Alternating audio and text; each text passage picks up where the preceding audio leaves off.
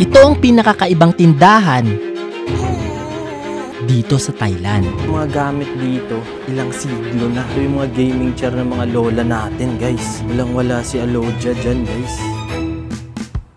Dito na ngayon tayo sa spot na tinatawag nilang Pokpok Vintage Market. Dito pa lang sa labas, bubungad na agad sa'yo ang makukulay na characters na nakadisplay. Mahilig kayo sa mga kakaibang spot dito sa Thailand, huwag niyong kalimutang puntahan tong Pokpok Vintage Market. Tsak matutuwa ka lalo pag batang 90s ka dahil dito sa entrance may mga 90s action figure sila. Meron sila ditong mga collectibles na Funko Pop, may Ninja Turtles, meron pang Rockman, no? Pati to, may Sonic pa sila, oh. Sonic, tapos He-Man, tapos may mga Gundam, guys. Sobrang dami dito. Meron din sila dito, Luke Skywalker, guys. Siyempre, hindi mawawala ang isa sa kinabaliwan ng mga batang 90s dati. Of course, ang Tamiya, guys. Hanggang ngayon, meron pa nito. May nagre-race pa rin ito dyan sa Pilipinas. Ayan, meron silang Mewtwo. Galing pa ng Japan yan. Marami dito, guys. Ngayon, check natin kung anong meron dun sa loob. Kung amazing na dito sa entrance pa lang, how much more ang loob nito. Kaya pumasok pa kami para tingnan ano pang meron dito.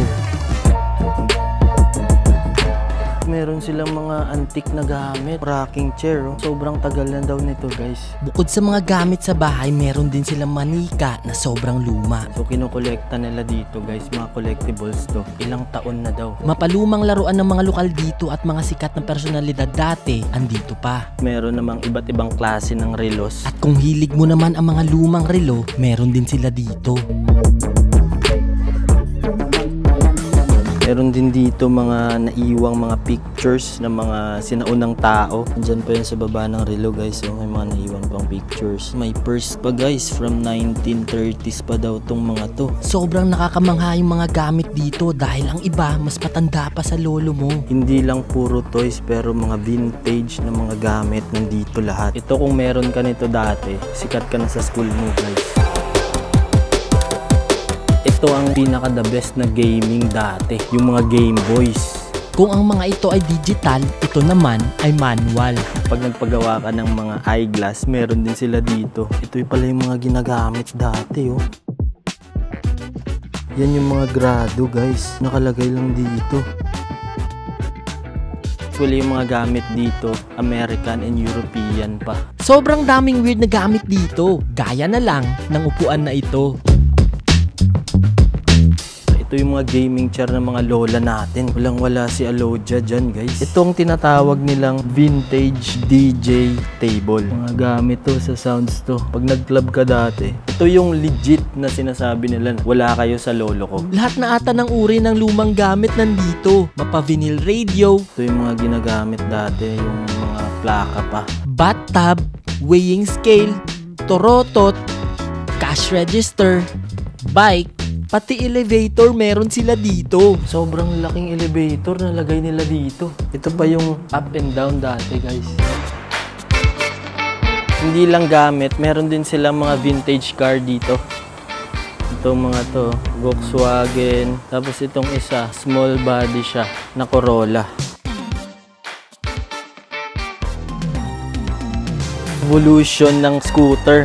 So ito siya dati, from old to new, guys. Kung mahilig kayo sa vintage na mga motorcycle, meron din sila dito. Ganito pala yung mga motor dati, scooter nila. Sobrang luma na pero ang ganda pa rin niyang tignan. Akala ko madami na ang nakita ko sa side na to, pero mas madami pa palang kakaibang gamit sa pangalawang building nila dito. Ito yung mga lumang telepono na mga ginagamit ng mga ninuno natin, guys. Biruin nyo yung telepono ngayon pag nagre-ring sa speakers na lang. Pero dati, guys, pag nagre-ring ang telepono, ito siya, magbe-bell to. Tapos, dyan mo siya sasagutin. Diba kakaiba? Kahit na luma na siya, nakaka-amaze yung mga technology din dati. Dahil nagawa nila ng paraan kung paano to maging effective. Ay, grabe itong isa, marmol. Marmol pa to, guys, oh. So tama nga yung sinasabi nila na yung mga gamit dito, ilang siglo na. Nakakamangha talaga dahil napangalagaan pa rin nila kahit ilang siglo na. So mga design sa bahay, mga gamit sa bahay dati. Pero ito guys, mga luma na siya. Lahat to vintage. Malulula ka sa dami ng vintage na gamit nila dito. Mapagamit sa bahay, paintings, at kung ano pang maisip mong gamit, meron sila dito. Sa sobrang dami ginawa nilang third floor ang shop na to. Pero bago namin explore ang taas, sinubukan muna namin ang restaurant nila dito para malaman kung kakaiba din ba ang lasa ng pagkain nila. Grabe, ang mahal pala dito. Paano babayaran? Gusto mo malaman? Kaya natin bayaran yan. Dito ako kumukuha ng budget sa Expert Option. Kasi ang Expert Option is ang trading app kung saan pwede kang kumita. At ang kinagandahan pa dito ay pwede kang kumita dito kahit gamit mo lang ang cellphone mo. Huh? Oo, cellphone lang. Tuturo ko sa inyo paano ba gamitin itong Expert Option. Tara. Dito guys, sa Expert Option, pwede kang bumili ng company stocks or currency. Papakita ko sa iyo kung paano ba mag-trade. Pwede tayo mag-deposit. So, paano ba mag-deposit? Pupunta ka lang dito sa finance. Tapos, click nyo lang tong deposit. Tapos, pwede na kayo pumili dyan through bank or sa Binance Pay. At ang kinagandahan dito is marami kang pwedeng i-trade. Pwede gold, euro, USD, o Smarty, and etc. Ngayon, meron na tayong balance. 500 muna guys. Try natin 500 kasi 340. Kailangan mabawi na. Oo, mabawi natin yung gastos guys. Pero na tayong 500 dito. Ngayon, aantayin natin itong bumaba. Pag once bumaba na yan, dyan tayo bibili. So yun, buy na natin kasi bumaba siya eh. So, o diba? So nandun tayo. So dito makikita nyo na guys kung umaangat siya or bumababa. 500. So tumaas siya. Diba? Dito tayo bumili sa baba eh. So ayun guys, so makikita nyo guys. So 500 siya. Tapos ito na siya ngayon. So 900 na siya. So kumita tayo guys ng 900. So turnover, nag-plus 500 tayo guys. Span of minutes, kumita tayo ng 500 pesos. So isa pa. So isang trade pa tayo guys. Kasi may 500 na tayo, may pangbayad na tayo dito. Pwede ba ako umorder? Wait lang, 500 pa lang eh. Bayad pa lang tayo. Mag-buy tayo ulit. Sobrang dali mag-trade dito dahil meron din sila mga indicator na pwede mong sundan para may guide ka. Oh, yun tumaas. Oh my God. Boom! Another guys, 900. Ano tayo ulit? 925. So yan, so from 80k, so meron na tayo ngayon 81k guys.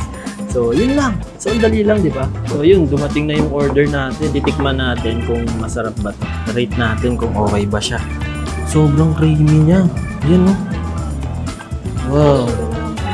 Pwede na to sa dalawang tao guys. Hindi tinipid. Hindi siya tinipid guys. Sarap. Lasang itlog. Sulit yung bayad? Sulit ka, thank you Expert Option kasi kung di dahil sa inyo, may bayad sana itong pagkain namin ngayon. Ngayon, libre na lang siya kasi nga, kumita tayo dahil sa pagtitrade. Meron yung indicator dyan para malaman kung paano mag-trade. Meron siyang indicator, meron silang alligator, Bollinger, at RSI. So, yung tatlong indicator na yon, which is makakatulong sa'yo pag nag-trade ka sa Expert Option. After nyan, so pwede nyo na ito ma-withdraw. Pag nag-withdraw kayo guys, punta lang ulit kayo sa finance. Punta na kayo dito sa withdrawal guys. So pwede nyo siya ma-withdraw. Ganun lang kadali guys. Kaya i-download mo na ang link ng Expert Option sa description. Ito, dito may mga gitara guys oh. Vintage.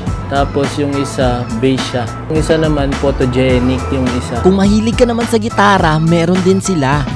Satellite ba to? O speakers? Parang spaceship to eh. Meron siyang ano dito guys oh. Handle ba to or what? Para siyang may booster. Ito siguro yung mga dating speakers. Grabe sa buong buhay ko guys. Ngayon lang ako nakakita ng ganitong klaseng speakers. Ganito pala yung mga speakers dati. Sobrang laki oh. Kung meron silang speakers, syempre hindi rin mawawala ang mga retro amplifiers. Ito yung brand eh. Saba. Sa atin yung Saba. Ano yan eh? Sardinas eh. Telefunken. Oh wow. Bawat block dito iba-iba. May para sa gitara, speakers, meron din para sa mga office table na kakaiba. Pero ang pinaka-weird sa kanila, itong mga upuan na pang-ospital pala. So ito pala galag dati guys oh. Pag nagpabunot kahit dito ka upo. Medyo kakaiba siya kasi para siyang may tangke sa tabi. Hindi mo na makikita yung ganito kalaki eh. Tapos ito yung magsispray ng tubig sa ipin mo. At kung meron sila para sa dentista, meron din silang upuan para sa mga nganak na. At syempre, kung meron sa mga adults, meron din para sa mga chikitings. Ang ganda. Pero Turuan mo nga ako maglaro niya. So, buy low, sell high. Dito lang yan sa expert option, guys. So, ganun lang yung technique. Kanina, Di ba? 80,000. Ngayon, So, isa pa. 81,000 Isa pa. Okay na? Buy. Bye. Mm. Ayan. Tingnan Ba natin. natin tong timer. Yan, guys. Real time yan, guys, ha. Yan. Oh, di ba? Na. Taas niya na. Taas niya 900 na. oh. Ooh! Ayan na. Kaya ano pa iniintay nyo? Go, download expert option kasi sobrang legit. Ano? Download na ako. Yun, download na. Download na expert option. Thank you, expert options. Legit.